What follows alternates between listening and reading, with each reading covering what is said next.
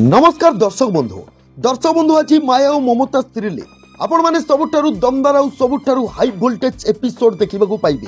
दर्शक बंधु आज पल्लवी जाइथिबे गौरव को देखा करबा पई पुलिस स्टेशन को आउ सेठी आज पल्लवी गौरव को कहिबे भाई जे ए सब काम करूची से कोनोसी बाहर लोक नुह से निश्चय आम घर कही जड़े सदस्य। दर्शक बंधु ए कथा सुनी सारिबा परे आज गौरव कहबे ता माने तमे का कथा कहूच पल्लवी रूबी आंटी को कथा कहून तो तमे ए कथा सुनी सारिबा परे पल्लवी कहबे हां। दर्शक बंधु ठीक सही समय घर गोटे कॉल आसीबो पल्लवी को पाखकू आउ से कहबो हेलो दीदी तमे कोठी अछ जल्दी घर को आस खुड़ी दादा आउ मां घर छाड़ी चली जाउछंती।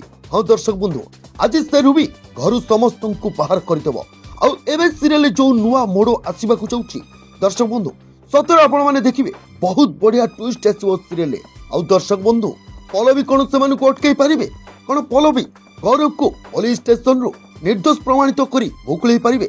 दर्शक बंधु एवं पल्लवी दुई पटे दुईटी चैलेंज कौन से चैलेंज को एक्सेप्ट करी से सफलता पाइबे कि पल्लवी। दर्शक बंधु कौन लगुच आपण मानक कमेंट बॉक्स निहत भाव कमेंट करी आपण मानक मतामत आमको निश्चय जणांतु।